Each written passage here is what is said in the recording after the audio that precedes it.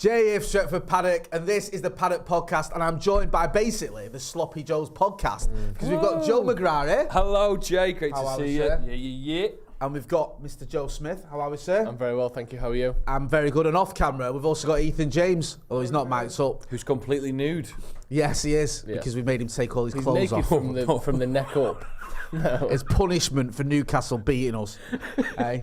Yeah, he did. What are you laughing at? Is you all right there? I think that's illegal, Joe. I think even to he joke came in about that is a illegal. full Newcastle kit, and you were like having Yeah, none you of can it. say that off and take your undies off while you're at it. What we're going to be talking about Your today... undies? Yeah, they've got stripes in as well, so they can come off. We're going to be talking about Ten Hag's ruthless transfer assessment, Jay. Yeah. Rumours are circling that Ten Hag has had enough. Ten Hag's ruthless He's- transfer assessment. Isn't that the name of your indie band from college? Yeah, well, it's You were actually the not drummer? indie, it's actually a sort of a prog synth band. But yeah, whatever, just mislabel it. Thank you.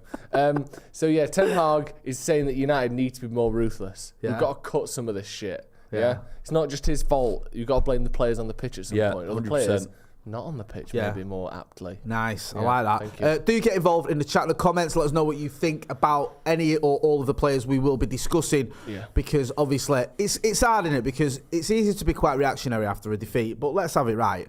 We keep losing away from home. Yeah. And we keep losing comfortably away from home.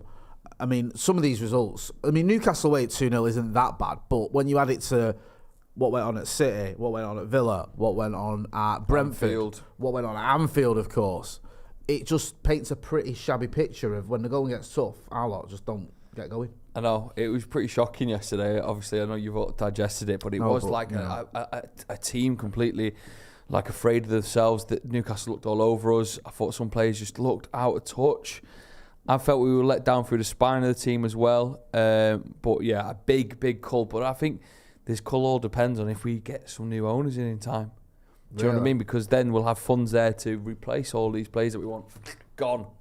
I mean, there is a sort of, argument to me. I get what you're on about there, about new owners coming in and is that, but can some of these players actually bring in a bit of money? Could this help fund something? Or do you think a lot of them are just that rubbish that we're not going to get anything for him? Well, that's the tricky bit that we're in now, innit? It's a mixture of who needs to go because they're not good enough. Yeah. But are there also, I think we can probably agree on half a dozen players, and we'll go through them as the podcast goes on.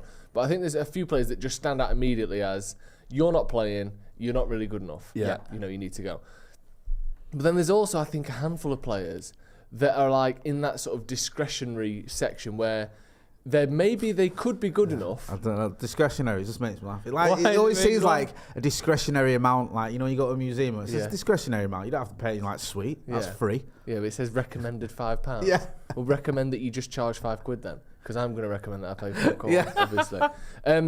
But there's those players where it might cause a bit of controversy to get rid of them, but you can actually get some money for them. Yeah. So it's like, do you know how City did with Sterling and Jesus and Zinchenko? Yeah, they're doing that well. And maybe they went a bit far with theirs, but they sold Sterling before it was necessary to sell him. They sold Zinchenko before it was necessary. They sold Jesus when he's 25 years old, but they ended up getting over 125 million quid for those three players. Yeah.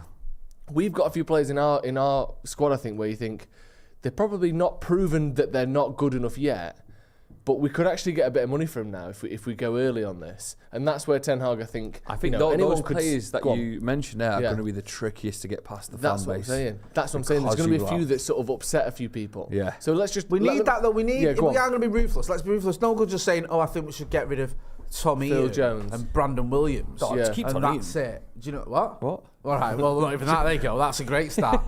But, Yeah. Jack Butland then. But there's a few players that I think are pretty obvious, and we'll go through each player, but like Maguire, Henderson, McTominay, Phil Jones, Twanzebe, Brandon Williams, and one of Wan-Bissaka or Dalot. I think pretty much most people would agree that all of those are relatively easy sells.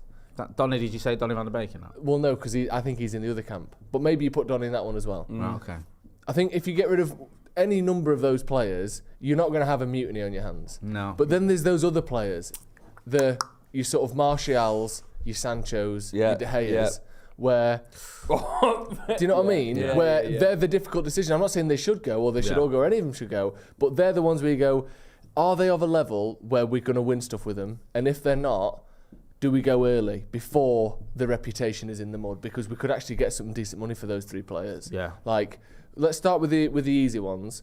Is there any of those there that you think, hang on a sec, we should give them a second chance? The ones you mentioned? Yeah, that first sort of initial Maguire, Henderson, McTominay, Phil Jones, Axel Tuanzebe, Brandon Williams, and then one of Wan-Bissaka or Dalot. I think the Wan-Bissaka Dalot one's interesting. You think? I think you look at them too, and you see them still so quite young in their careers. But I think you're right that there's only space for maybe one of them, because we should be bringing in someone a bit more experienced that can win us stuff.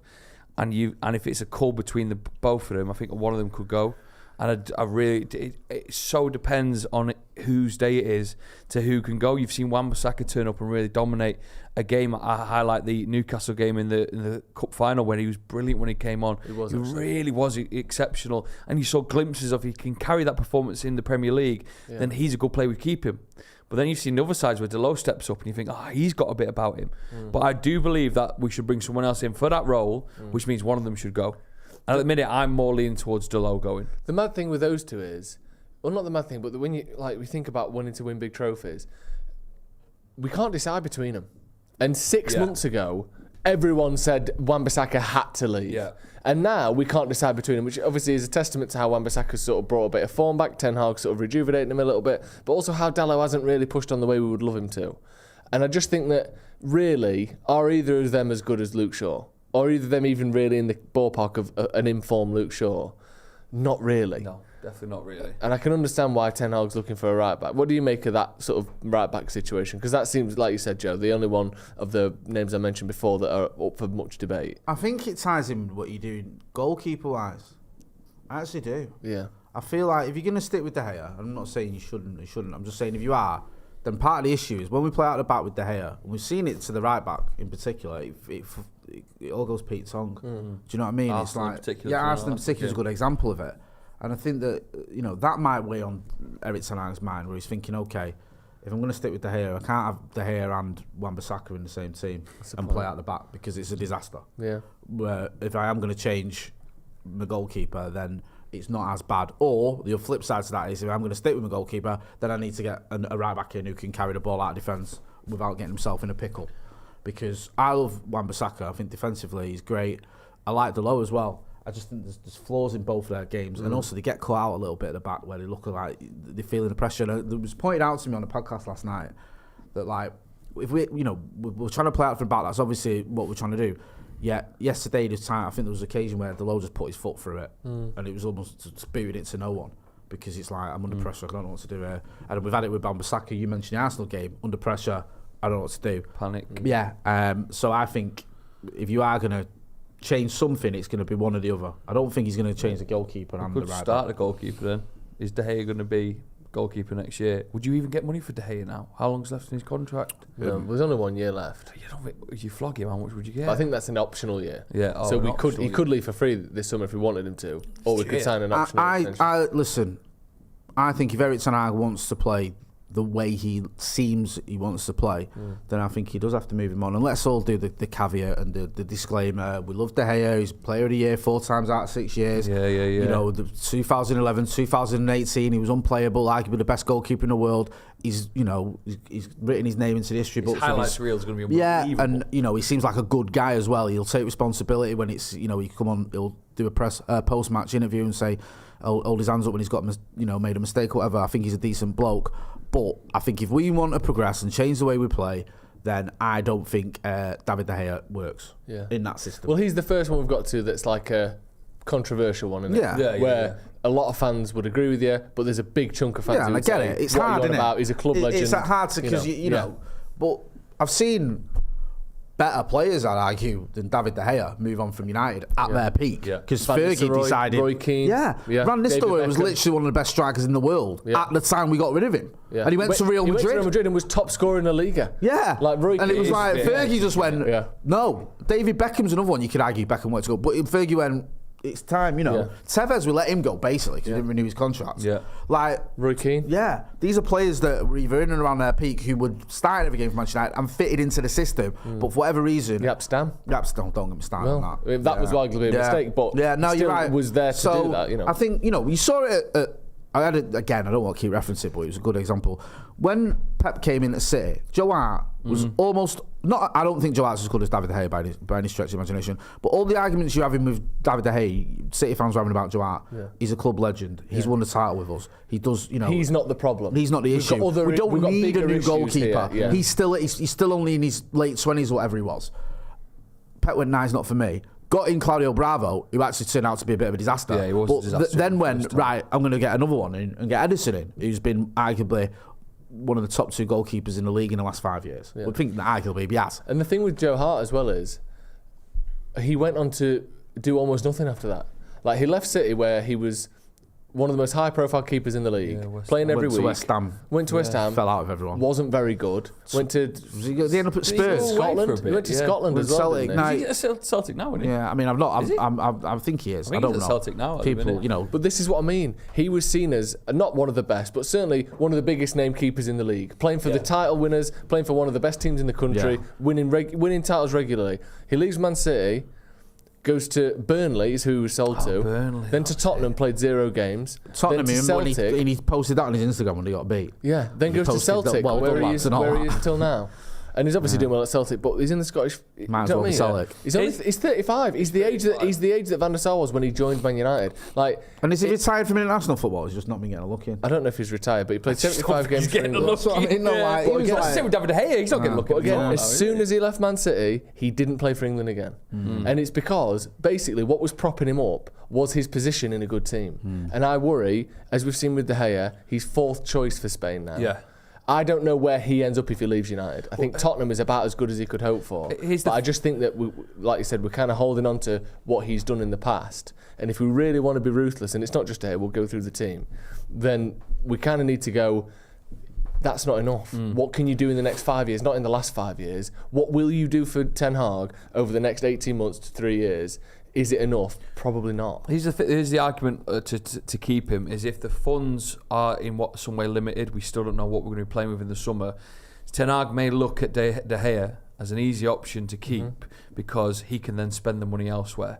And De Gea may change in a year or 2 years' time. That's the only reason I think Ten Hag may not be as ruthless as we're being now, is if he can't replace him with someone he actually wants to.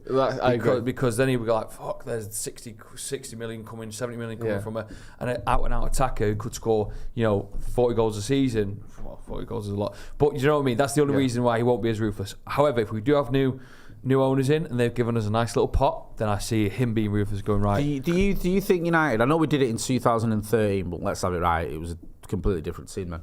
Do you think United could win a title with David De Gea in goal? It's just tricky, isn't it? Because you look at 2013 and it was just the last sort of masterclass of Sir Alex Ferguson, wasn't it? The last hurrah. He put all of his cards down and he went, this is how I win a league, and he did it. Can Ten Hag do the same with a team he's only known for a year? It would be incredibly tricky to do so. Could we win it down the line 2 or 3 years? With David De Gea in goal? With David De Gea in goal, possibly. You look at Arsenal win a league now, potentially, with Ramsey in there. Ramsdale, not Ramsey, not Aaron Ramsey. That'd be a real turn up for Ramsdale. To be fair to Ramsdale, though. But what do you make of Ramsdale? I slated him and I didn't rate him, but whenever I've watched Arsenal, he plays well for him. He does play well. Yeah, and he does seem to fit that system. I don't even think he's particularly better goalkeeper than David De Gea, if I'm honest. I think he just fits that system better and has more confidence. Yeah. He's full of confidence. He's full of confidence. So it's a tricky one to say, could they not win the league with De Gea? I don't know. That kind of speaks volumes, though, that you don't know. Yeah. Can we win a league with Varane? Yes. Can we win a league with Martinez? Yes. Can we win a league with Luke Shaw? Yes. Rashford? Yes. Bruno? Yes. Casemiro? Yes. David De Gea? Possibly, I don't know. And if you look at Ramsdale... Do you know what I mean? That's what his save percentage is pretty poor. Yeah. It's not That's what I mean. I don't think he's great, but he fits in with what they need. Him coming out from the back, him sweep as a sort of sweeper keeper who's comfortable on the ball, his numbers are excellent. Yeah. And that's the thing, isn't it? Like you said, I don't think shot stopper wise he's better than De Gea, but I bet you I'm not saying they wouldn't be top of the league because they're miles ahead, but I think he's allowed them to play the way they have so successfully by having those attrutes rather than these attributes. Because that's the thing, if you look at someone like Laurent Blanc, who came in at United, is world-class leadership, has won it all for France. He's got more experience than you can fit on a CV. He's got like so many of those things that but he just was too slow. And that was it. That was enough for United to really struggle for those 2 or 3 years when he was there, despite the fact that he had a lot of characteristics. Now, there are other centre-backs who don't have the won-it-all mentality, that when you get to a final, you'll win it, that all the things that Laurent Blanc had. But if they were just a bit more physical, a bit quicker, a bit sharper, someone like a young Rio Ferdinand when he came in, all of a sudden, we are now capable of winning those things because it suited the way we wanted to play. And I just think that someone like Ramsdale fits the way Arsenal wants to play more than someone like De Gea would, for instance, if you put him in goal for them. Because I look at I don't think he's great, but he's better. I look at Gabriel and Saliba, and I don't think they're as good as our centre backs. I don't. No. I don't think Saliba's better than Varane or as good as, and I don't think Gabriel's as good as Martinez. But they work well with that goalkeeper. I think they're fighting fire with fire. I had a look recently of how many players have scored more than 10 goals in the Premier League for them, and there's quite a number. Whereas for us, we're just still relying on Rashford. So that's I feel another like issue as well, isn't it? Like if you aren't top, scoring goals, then you need to be keeping clean sheets. I know David Dea's got loads of clean sheets, but there's times this season where we're all over the gaff. Well, let's did David De Gea concede in the 2023 season? How many did he concede? This a lot? season? No, 2013 when we won the league with Fergie. Did he concede a lot? I don't really remember. Obviously, Fergie's last game was 5-5, which was a crazy. I mean, we had a few games like 3-2 against City, 4-3 was it against Spurs. I think we lost that one. Yeah. We had a few games where we conceded goals but outscored them. So we score more is essentially. I don't know. I mean, and also, I think whilst I like Martinez and Varane, I think that was Rio's basically. I think he only played 28 games, but he was fantastic that season. We conceded 43 goals that season. I don't know how many games De Gea was in goal for, but United conceded 43 goals. Now this season, think about looking at the stats there. That's more than the rest of the top four. We've conceded. So you have to go to 5th place Spurs. Even 6th place Everton conceded fewer goals than us. 7th place Liverpool that season conceded the same amount of goals. And I'm not blaming that on De Gea, but the reason we won the league is because we scored 11 goals more than the next highest and 20 goals more than City. Yeah. So we just that's it. That's and that we're not doing that. We're not scoring goals. Well, let's move through the team then. So Maguire. It seems an obvious one, doesn't it? Like, he's not getting in the team. I still think you get about 25-30 million. I think you get more than that. Do you reckon? I got like a 25-30. I think, maybe 30 plus. I think the England thing helps him. Yeah, I think 30 to 35. He doesn't do a job anymore for England. It's the PR thing, innit? People look at it and go, he's an England regular. He's, he plays every game and they win most of the games. He's been to the World Cup semi-final. He's been to the final. Diabolical, though. He's shocking against Italy. I think overall, though, his record for England is very good. Yeah. Because he was in team of the tournament of the Euros. That was his peak, wasn't it? Player in a match against Germany. Yeah. He scored, I know it's only a penalty, but he banged his penalty top bins, didn't he? And it was like everyone loved him for that. Yeah. So I still think I think the England thing adds to your appeal to certain managers. Do you know what I mean? I still think you get 25-30 million. I think like Spurs or Newcastle, someone would have him. Yeah, I agree. Moving through the rest of the team then. If we get into midfield, it's a bit of a trick. So you've got, of the players who don't start weekly, aren't guaranteed to start when everyone's fit, you've got McTominay, Fred, Donny van der Beek. I mean, Sabitzer obviously is not a United player, so that doesn't count. Those three, what are you saying there? Because Fred's 30, so you're going to struggle to get much for him. Donny's, who knows how he's going to come back from his injury, so he's probably going to have to prove his fitness before he gets to move anywhere, unless we want to get £4 million for him. And McTominay is the first sub off the bench when we're struggling or if there's an injury. So who do you get rid of and how does it work? Personally, I'd get rid of all of them except Fred. Really? Yeah, I'd do the same. I feel that we have to draw a line at some point. Yeah. I like McTominay. He's a decent kid, and he's been here for a long time, and he came through the academy, and he's had some big games and some good performances. But the thing that I think United, right, is you need 15 or 16 first team players. Yeah. Like City have that. Like last season when he won the league, you had Sterling, Jesus, Mahrez, Foden, Grealish, Gundogan, Silva, De Bruyne, all sort of considered first team players, playing 8 players for 5 positions, whatever. And they would all consider themselves first team players, and they all played all 30 odd games in the league. So you need that. And I think like McTominay, I don't think you can. And I think even Fred to a certain degree can do a job if he's got like Casemiro next to him and Bruno with him, whatever. I just think McTominay is a little bit too erratic. I don't know, that might sound crazy because Fred's missed it, right? But I still feel there's been a bit more from Fred over the last couple of seasons than there has from McTominay to make me think that, okay, he's 30, but I still feel he can get another couple of seasons where if push came to shove and he had to start 4 games on the spin, he'd be all right. And also, I don't know if that's the case with McTominay, me personally. I think you get more money for McTominay. Yeah. I think Fred, he's 30. Who's buying him? You're getting 12 million quid for Fred. Whereas McTominay, you could get up to 20. Maybe 25 at a push if you get a Newcastle on a good day or whatever. But I think you probably get more money. He's 5 years younger than Fred, or 4 years younger than Fred. He's 26. So I think in terms of that ratio of what he's worth plus what he's worth to us, I think McTominay makes sense. And like you said, Donny van der Beek, it just has not worked, has it? How you'd even get rid of Donny van der Beek? To that extent, I don't think he'll go anywhere. Do you know what I mean? Like, who would get him? Yeah. He's going to leave on a free, isn't he? Maybe where his star shines a little brighter, he goes back to Holland. He could be the midfield version of Phil Jones for us, couldn't he? Where we just like, how the hell has he still got a contract at United? Ten Hag has clearly got a little bit of a love for him, and I think that'll be the only reason that'll help him out in his but he's in his another future one, at the club. You can't rely on him. You can't rely on him. That's why I think McTominay and Van der Beek should go. Fred could be the only person who stays as an asset to. And that means obviously we need to maybe put Sabitzer on a permanent deal and then bring in another midfielder or two. That I actually really like, but if he's going to only cost about 20 million, I see more from him than McTominay and Van der Beek. So yes, I agree with that. But if we could have an opportunity of buying someone else a bit better, I think Sabitzer needs to be a squad player. Yeah, or like you said, a rotation player. Thing is, I think Sabitzer's going to do a job. I feel like I've not seen too much. You haven't seen too much, but it's his first season in the Premier League. He has some glimpses. We know what he was about from his time in Germany.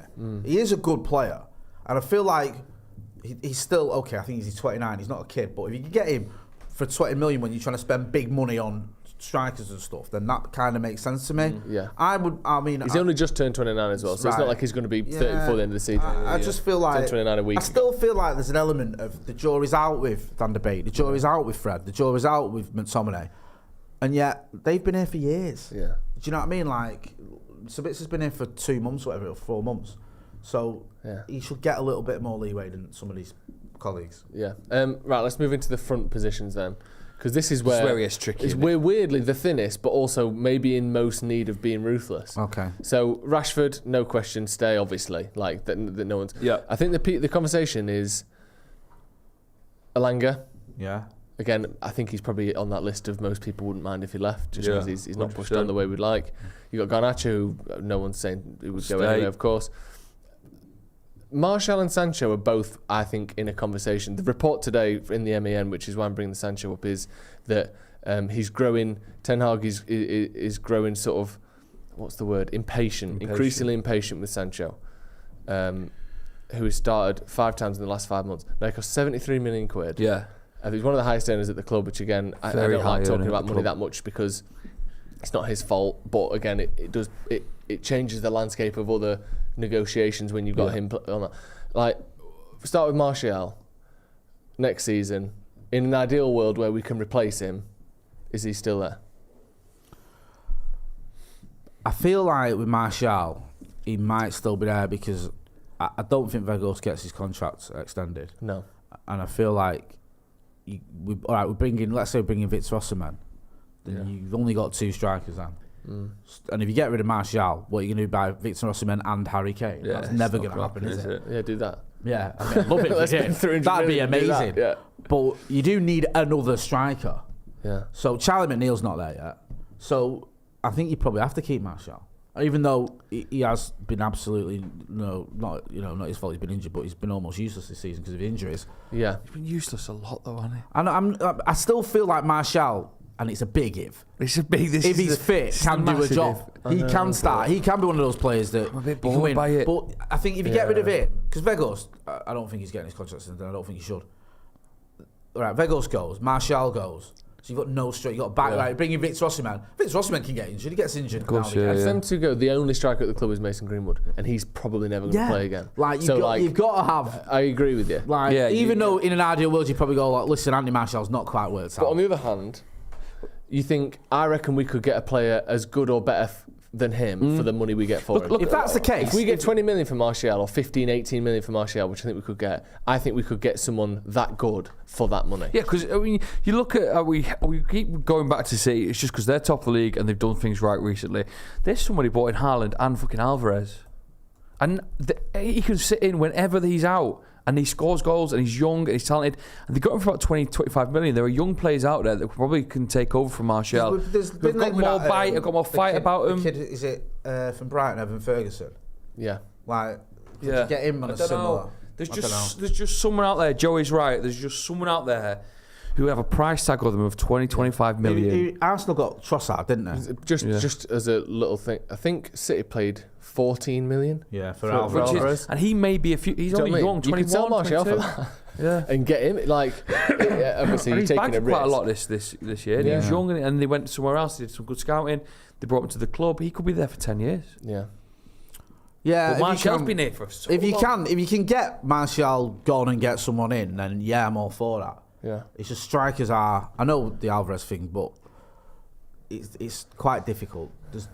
You have to sort of line someone. There's up. not many teams rocking around with a 14 million quid striker who looks great. No. That's really hard to do. So I get that. So there may not be another Alvarez available this summer, but the point is, I think if we are being genuinely ruthless, Martial, who hasn't scored 10 goals in a season, or more than 7 goals in a season, for what will likely be 4 years, that's not a striker. He's not Fred a striker. Has scored 6 goals this season. That's as does many as my Martial head in. scored in 3 years in any given season. It just does my head in. I tell you what just does my head in is that United just don't have goals in us, and we haven't for so long.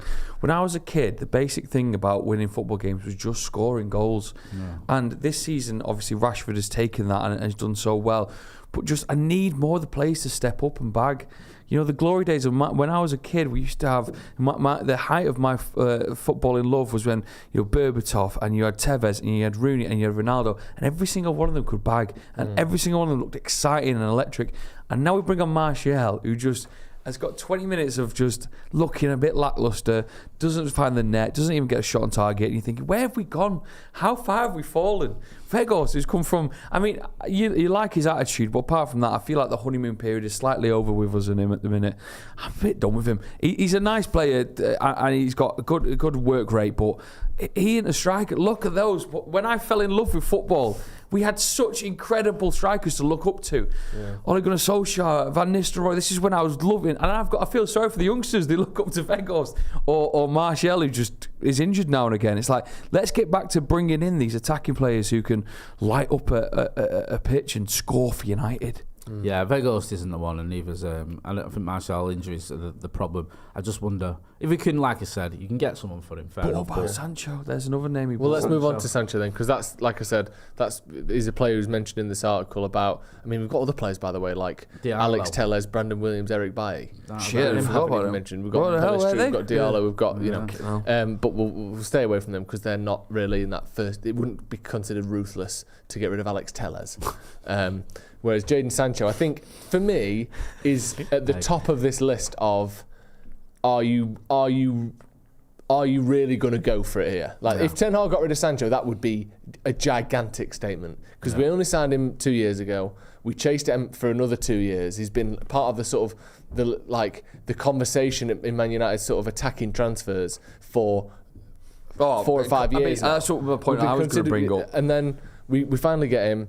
He's played under 3 managers, or 4 managers if you want to include... No, 3 managers if you include Carrick.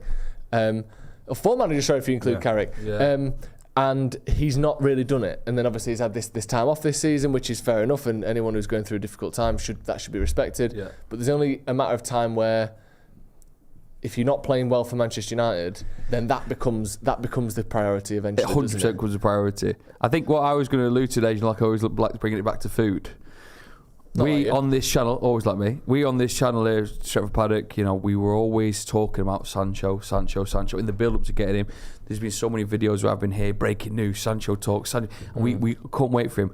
It's like when you really want maybe a Domino's, right? And you're talking about it for ages. Should we get one? It's a bit expensive, isn't it? It's not Tuesday. It's not Tuesday. $18.99. And you build up to it, and you finally go, right, we'll splash the cash for it. And then it's just arrived, and it's a bit shit. And it's not doing what you thought it was going to do. It's not and unfortunately, my pepperoni supreme has let me down. And I'm like, well, what do we do now? Because I've splashed the cash in it. I'm a bit full, but it's just not worked for us. The idea was great. The build to it was unbelievable. We couldn't believe it when he arrived. This was so exciting, and then boom, I've got the shits. It's like, you know, you talk about De Gea not fitting in the system. Yeah. I don't think Sancho does, and it looks like Ten Hag's trying to find a way to fit in him. He is, like playing him as a 10. Even led the line, didn't he? When we went out 10 minutes against Southampton, which was a 20 minutes in my life. I'll never get back watching that. Absolute. Do you remember Maguire was led the line this season? Disastrous experiment. Like, don't talk about. Like, come on, man. That never happened. What was that about? Yeah. So I just feel like Sancho. It just looks like he's a bit lost at times, and Ten Hag's a bit lost as to what to do with him. Yeah. He started 5 games in 5 months. I do. I mean, you know, like you say, he did have time off, so that He's probably a lot of money, skewers that isn't stat. he, per week as well. Isn't he the highest paid at the club? Up there, yeah. He feels a little bit like the Nicolas Pepe Arsenal transfer, doesn't it? Like that kind of thing. 70-odd million quid, not quite at levels, but on his day shows you something. And I think he's better than that kid, but Pepe. Yeah, but I don't know. I do worry. Ten Hag's got a very good ability to get the best out of certain players. We've seen it with Shaw, we've seen it with Rashford, we've seen it with certain degrees to Wan-Bissaka, who looked like he was, he's done, and then he had a little bit of rejuvenation. I just feel like Ten Hag's pulling all the tricks he's got out of his from his sleeve, and it's just not working. Like giving him a load of time off to get yourself right. Yeah. He comes back, does all right, but then he's gone backwards again. He's gone like to a place where you're not sure. Trying him in a 10, all right, you're not the quickest, so let's try you in a 10. Not extended running in a 10, but he's tried him there and it doesn't work at all. Yeah. Try him on the right, not quite working. Try him on the left. Try him up front, don't work. Try him as a sub, start him. I just feel like nothing seems to be working for him. And he looks a little bit lost, Sancho, defending. I've not seen that spark. I don't know, I do feel for him. Do you know what I mean? And I you do worry that maybe there's something inside him that has gone missing. And, time may heal that. Well, that spark that you used to see in him, even when he was at Dortmund, that made him cost so much, it just seems to be dwindled away a little bit. Do you know what? It looked exciting on the ball. Defenders got nervous when he was on it. We can be a little bit predictable now, and that's not helping us because we need to get the ball in the box or get past players in, and that's what my worry is. It reminds me a little bit, I think you might have said this, he reminded you of it, and it's a good shout of Memphis Depay, a player who was mint before he came to United, showed you something, and then his confidence just seems to go. And it's like, that seems to be the issue. Sancho, I don't know if he's got the full confidence that he used to. And I think sometimes it can come across as like you're bottling challenges or you're not showing the effort. But that's the symptom of lacking confidence. Yeah. When you're not going in as like you should, or you're not willing to do the things that you're famous for. So I'm sort of torn with Sancho, if I'm being honest. Yeah. Part of me thinks just give him one more season. Yeah. Like, I think he deserves another season because he's had half the season off. So I'd probably give him one more season. But if he went this summer, I wouldn't be surprised. Yeah, because that's the thing, isn't it? Like when we talk about Sterling or whatever, if he'd have had a season in the fringes at City, you're getting 35 million quid for him. Yeah. Whereas what do they get, 60? Yeah, because the high. If Gabriel Jesus has a year where we've got Haaland in and Alvarez is available, so he's the third choice and he plays 20 games and gets 4 goals, you're getting 25 million quid for him, and instead they got 50. Yeah. Like. Same with Zinchenko. I know obviously things with Cancelo went away they didn't expect, but imagine that Zinchenko played 25 games this season, looked all right. Again, instead of, 30 million? You're probably getting 16, 17. So they've doubled or not allowed the values to half, potentially, or, whatever, drop, by getting rid of him maybe a season earlier than you would expect. Yeah. And it's hard, isn't it? They took another gamble on Grealish and he looks to be much better since the World Cup, so maybe we could see that with Sancho. Yeah. But on the other hand, is it a Sterling situation where, look how poor he's been this season? Would he have been that for City this year? Look at Jesus, who, yes, he's been good for Arsenal, but would probably be second or third choice at City. They may have never got that money from him if they'd waited another year. So these are we're not here to sell any players, but these are the big decisions Ten Hag has to make. I mean, he's still young, isn't he, Sancho? Yeah. He's still got that on his side. One good thing that we did... 24, 23, 24. With Di Maria and with Lukaku, we let them have one bad season before they went. Yeah. Lukaku had a really good first year for United, 27 goals, no one's arguing with that. Under Jose Mourinho, it felt like we could move forward. Yeah, it really felt good. He had a shocking second season. Even the goals weren't that bad, but it just wasn't right. Gone. We got most of our money back for him. Di Maria, by the end of that season, it all crumbled. We sold him. We got most of our money for him. If one season, like Martial now, is a player that we will get a quarter of what we paid for him. I think we'll get between 10 and 15 million quid for him. Because we maybe should have got rid 3 or 4 years ago. I'm not, I don't know, but it's just like if you wait too long, that's where Ten Hag's judgment has to come in. Yeah, because Sancho is on that cusp of, if we wait another season and it's not right, you're getting 20 million. If you go now, could be 40.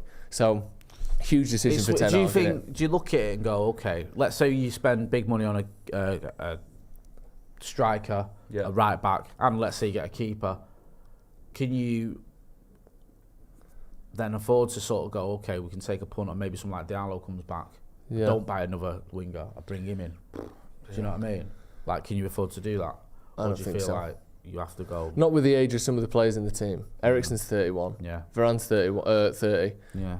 And maybe a slightly older 30 because he's played so many games and he's obviously retired from international football. There's indications there that he might not be playing when he's 36. Casemiro's 31. Like, De Gea is our goalkeeper, is into his 30s now as well. I'm not sure that this team has got 4 years in it to wait for Diallo to be the top player that he could be one day. I think we have to gamble this summer. And Bruno Fernandes in the comments, not that one, says, why sell him? We don't need the cash in. He's only 23. I'm not saying we should. I'm just saying that's the conversation. Yeah. But the reason we might need to is because all the reports are we've got to sell to buy. Yeah. We don't have much sort of just that's what it is at the minute, cash that we can splash without selling players. We don't have the cash. It's also like the financial fair play is like a thing now, isn't it? Yeah. But that's the thing. Even if we get new owners in, we might struggle because we still haven't generated enough money for them to just go, here you go, here's loads. That's we can't just cancel TeamViewer and all that. If Shasim comes in, you sell Sancho to PSG for 400 million. Yeah, that's what you do. Yeah. Or you swap him. Completely legitimate for Mbappe. Yeah, you swap him for Neymar, but you put it down as two. Artur and I always forget the other guy's name, who went from Pjanic went to Barca, Artur went to Juventus. Yeah. And they both cost 60 million quid. And neither of them are worth half of that. Yeah. And they both went the other way, didn't barely play a game for either club, and Barca got to say we made 60 million in that sale, and Juve went, we got 60 million in that sale. Nice. So maybe we could do a little bit of that. It's quite nice. Either if it's Jim Ratcliffe, we can sell a load of players to Lille, whoever it is. Nice. Phil Jones to Nice for 45 million. Yeah. And we can have their 38-year-old keeper who don't play for him for 45. Maybe that is an option. Yeah. Make sure you are hitting the like button, please, people. Let us know as well in the comments who you think we should stick or twist with, who needs to go and who needs to stay. We've got a super chat here from Danny Wild, who's been a member for 22 months. And it's a point and a comment I've seen made, not commonly, but dotted through the comments. So it's obviously a point that people want to get across. Can someone say that Bruno can leave, please? He does offer nothing but one good thing every 10 matches, and people go mental like he's world class. What's Bruno interesting is I kind of agree, but I don't agree with the ratio of 1 every 10. I think 1 every 2 or 1 every 3. Some games he just can go missing and disappear, but other games he can really stand up. The consistency has got to be there. I love it when he's playing well because United play well. Very rarely does Bruno play well and we lose. Every time he steps up, it feels like we get all 3 points. But then a game like Newcastle where he can go missing, he doesn't create much, he just seems to just disappear. That's when we get beat. Even that though, right? You say that, but even in that game, he produces that little outside of his foot curling ball into Martial's stride that could have been a goal. Inside the 18-yard box. Inside the 18-yard box. And also, I think if you did a list of all United players that need to go, he would be about 14th on the list. Yeah. Genuinely. I think we should keep him. I think that's probably being harsh on him. I think that's like saying, you're 2 steps away from saying get rid of Marcus. Like, well, I did see someone say that. We'll never win anything with Bruno and Marcus. Who said that? I don't know. If we had prime Roy Keane and Paul Scholes and Brian Robson in our midfield, then maybe we haven't. No. And I think to get rid of Bruno, which then you've then got to replace, would be crazy. Yeah, honestly, I don't see it. I think that I get he's not flawless. I'm not saying he is, and I understand what your point is, Joe, because I can get frustrated with Bruno Fernandes when he does some madness. I don't mean good madness, like what are you doing? Bad. But like the West Ham game at Old Trafford when we were 1-0 up, last kick, Fred's down the line, and he turns and plays a blind ball into the middle, and Declan Rice gets hold of it. Had me screaming at him. Like, what? It's like he had a bet on 1-1. Yeah. Like, things like that drive me potty. But he's also capable of producing that bit of magic, of making that 70-yard run in the last minute and doing a tackle. and he's a captain, and I think he's a good. I think he's a genuinely good player, a good signing for Manchester United. Yeah, there's an argument he could have got a penalty yesterday as well. Yeah, that penalty move where he gets himself into a good situation. He gets tackled, really tackled, but then he gets hit hard. Yeah, but it's a goal kick. I know it was. So did he get the ball or not? It didn't look like a penalty, but then you break it down and you think, well, it's a bit weird. I do like Bruno, to be fair. I think he's great. I think he's good. I think that Bruno Fernandes is. There are loads of players in loads of teams that win things that aren't as good as Bruno Fernandes.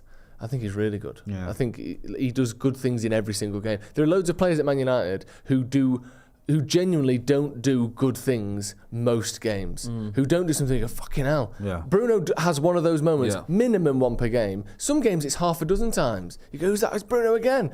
Like, even on his bad days, he'll play, like you said, a 50-yard crossfield ball into space, into someone's feet. He'll do a scooped outside of the foot, cross to Martial, like he did literally yesterday in that Newcastle game. One of the few times we actually passed the ball into the 18-yard box. And it was like a straight ball, but he managed to get outside of the foot. Like, most players, like I said, there's plenty of players at United who never do anything where you can't believe they've done it, and Bruno does that most weeks. There's a difference between being ruthless and reckless, and I think getting rid of him would just be like, right now you've got to go and buy another midfielder for about 100 million quid to replace him with someone who's going to be effective. Neil Crode says we need an absolute minimum of 4 signings in the summer: right back, backup DM, central midfielder and a striker. That sounds, it'll be coming out tomorrow. Me and Adam, we're talking on Uncensored, and apparently that is pretty much United's sort of transfer list this summer. Xander Red says, honestly, wouldn't we get rid of Dalot and Wan-Bissaka? Both risky though, isn't it? Realistic move. What if the new person who comes in is a bit, doesn't hit it off straight away, needs a little bit of a break? Yeah. Selling both your right backs is a bold move. It is big. There was talk today that Wan-Bissaka's on his way out in the summer. Yeah. That's the latest news. Maybe he wants to go. Got to think about these players. Maybe they want to go as well. Red Lad says, as much as I love De Gea, I think we'd be stupid to keep him. Mike C, we need at least one striker. We have to buy better backup midfielders, and the same for defence. So in my opinion, De Gea is the least of our worries. Mank Mike says, Henderson, Maguire, Dalot, Elanga, Martial. I'd start with those out the door, but then maybe look at De Gea, McTominay and a few others. Spooky stuff. It's mad, isn't it, how many players you've been here for years you're almost like debating about. Yeah. Like, they've been, like, Martial's been here for 7 years. Can we keep him? Can we not? Somebody's been in the team now for 6 years. Can we keep him? Can we not? Well, I think the thing it's mad. Yeah. At least we've got to a point now. I've never known anything like, because like usually that's when someone's like in the mid-30s. These are all like 27. At least we've got 26. to a point now where we admit that even if they stay, it's as a backup. Yeah. For a long time, people thought Martial was the next Wayne Rooney, or not Wayne Rooney, but the next main striker at United. I think those days are largely gone. McTominay, can he be a starter for United? No, not really. I think De Gea's on that list as well now, but not quite. Where we're kind of going, yeah, you can stay, but you've got to reduce your wages and all this. You're not like a blowout star anymore. Wages as well. Yeah. I think that's the thing, though. It's like, I don't care. Like, I'm not even that bothered about what your wages are. That's not the issue. It's not like if he gets paid 150 grand, we're all right. He's allowed to be shit. Now, we don't need someone who can command his area and play out from the back because he's only on 150 grand a week. Yeah, but that's not the issue. He's on as much as it is. You're right. Can't play out from the back. That's not my. It's like when Owen Hargreaves says I'll play for free because after his injuries, and Fergie said that's not your wages aren't the problem. Yeah. Like you just made of biscuits. Yeah. Like, I just don't feel like we can go. We don't want shit players on no money. We want good players on a lot of money. Yeah. Like, that's what we want. The problem is we've got shit players on a lot of money. That is the problem. The worst of both worlds. Or medium players. But all we need is players who are good, and then however much you cost is fine. It was good in a way for Ten Hag that a lot of the decisions were made for him in the summer with Cavani, with Pogba, with Lingard, with Matic, where we didn't have to go through this. It was done because they all ran out. The contracts ran out. Yeah. This summer's a bit different because a lot of these guys are still on like long-term contracts. But it shows that this is a slightly longer-term project, and he's not going to come in and do it overnight because you've got to shift on the players that aren't good enough and bring in the ones that are. And then you might even have to, Fergie did it, you might have to replace some of the players you've brought in. Yeah. Like Casemiro. In 2 years' time, we might not have won a title. You might need to replace Casemiro. Yeah. There's nothing wrong with that. Pep did it with Bravo and Edison. Yeah. Fergie did it. He brought in like Danny Wallace and then Neil Webb and players like that and won, an FA Cup and then was replacing them. Yeah. Do you know what I mean? But he needed them for the short term. These are the first steps for a longer plan. So there is an element of that. So it's not like if you're buying a player to replace Christian Eriksen next season, you go, well, what's he doing? Why is he doing that? Because sometimes you need a short term thing, but also the long term. And I feel like this is why a lot of these players, you know, he's going to have to move them on, but it might take a little while. Like Sancho, we might give another season, and we might be sat here this time next year going, it's time for him to move on. Yeah. Or 12 goals, 12 assists. Yeah. Thank God we stuck it out. Yeah, you know, it's just Sancho's the one I think which is the most difficult out of all of them. Yeah. Because of there's that you can't ignore the fact that he's obviously had issues. I think you have to appreciate that, and it's sort of thrown a big spanner in the works for him this season. We wanted him so much, like Joe was saying. I think we over-exaggerated or overestimated how good he was or how impactful he could be. And also there was the horror show of Ralph Rangnick in his first season. But he's still a very, very good player. It's just it is a worry, like, how good is he? You see that stat, we're only 3 points ahead of where we were this time last year. We've won a trophy, and we're in a semi-final of a FA Cup, and we're in a quarter-final of the Europa League. It just shows it's such a skew, you know. Like I know you're not having to dig at you for saying it. Yeah, it's just like, you know, it's like when people say that. It's like, well, look at where David Moyes was after so many games, and we're saying there, but David Moyes was literally inherited the reigning champions of England. Yeah, Ten Hag inherited the worst United team I've ever seen last year. Ditto, yeah. Genuinely, under Ralph Rangnick, I've never seen United that bad. Yeah, and we've won a trophy, and then we lost our top scorer from that season. Do you know what I mean? It's like it was it couldn't have been much worse for him. But we've broke the drought, if you can call it that, and we're in with a shout of winning 2 more trophies. Got a few more super chats. Miguel Garcia, Sancho's really starting to turn my head. How many times do we sign a right wing that just turns into another left wing? I blame Woodward for signing him. David Ait says, not him. What, United too big for him. It's happened to better players. I'm Roberto. It says, let's not panic. There was always going to be a bumps this season. Hopefully a big bounce back on Wednesday. Let's not forget how bad it was last year. Absolutely. Fergal McClements, yesterday was so deflating. I think Newcastle spanked us more than Liverpool did. Liverpool kind of got lucky, but Newcastle should have actually deserved more. I think it was more. They had more chances, didn't Newcastle? Yeah. Newcastle looked very good. Looked the team that wanted it. They looked good. I think it was a lot of character. I'd take Isaac at United. I'd take Isaac. I think obviously we're not going to get him now, but he stood out as a very good striker yesterday. I thought, unlucky not that he had loads of chances to score, but he had that header, didn't he? That he pretty much hit straight to Gea. But I thought he played excellently yesterday. Set up that first goal really well. It was great. There's a lot more flair and a lot more confidence in Newcastle's team. So as well as saying, we've got these players that are bad, Ten Hag needs to go and dig deep for the next couple of days before we play midweek and find that confidence and remind these United players that they are good at what they do, because that can change everything. Yeah. That Newcastle team one-on-one probably isn't as good as us, but they just had a little edge on confidence and flair and character. And if we can find that, the next 2 games are critical because it's 2 home games, 2 Premier League games, and the 2 final games without Casemiro. If we can find wins, then we push them on for the rest of the season. But really on a knife edge, because it can go one way or the other. If those last 4 games we're like, we have to win 3 of them to finish top 4, could be a horrendous end of the season. Jay, give me your Wally of the week. Oh. Want me to go first? Yeah, go on, you go first. I'm going to go with Chelsea. Oh, because for 2 reasons. Firstly, is for getting Graham Potter in the first place.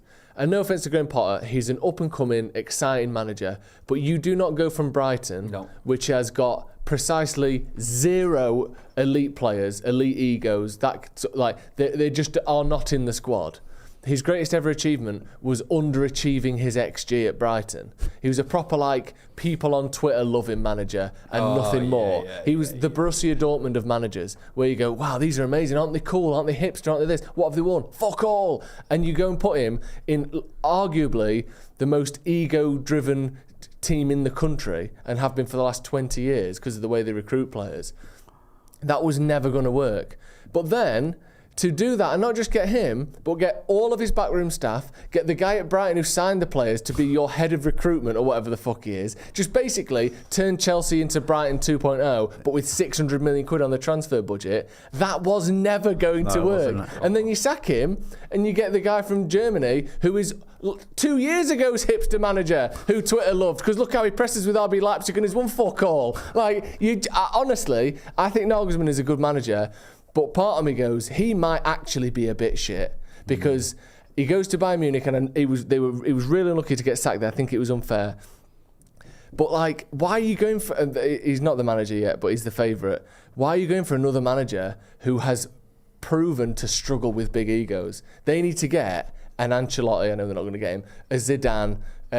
I mean, Tuchel would work, but they've literally just sacked him. I think they should go back to Tuchel. He's just going to Bayern, not getting him. Like, they've literally backed themselves into a corner where they've got a massive squad full of bang average players and an impossible job in replacing what was a stupid appointment in the first place. And I don't know where all those Brighton lads go who have literally, they bang on Chelsea and about 4 Brighton employees just fall out of it like termites in a fucking grandfather clock. I don't know what they're going to do. Didn't Everton do that once? Like Leicester's like... Yeah, they just got everyone in. Like Leicester's had a recruitment and all that, and they got them all in and like started signing like all these players that weren't very good. And it was like, well, that's not really worked, has it? Ridiculous. Go on, Joe. Who's yours? Do you want me to go while you... Yeah, I forgot this was a feature. It's like, have a little think. I'm going to... You know, right, this is going to sound a bit niche, but I'm going to go with Leslie Stahl from 60 Minutes. Pardon? Yeah. That isn't a bit niche, Jay. That is absurdly niche.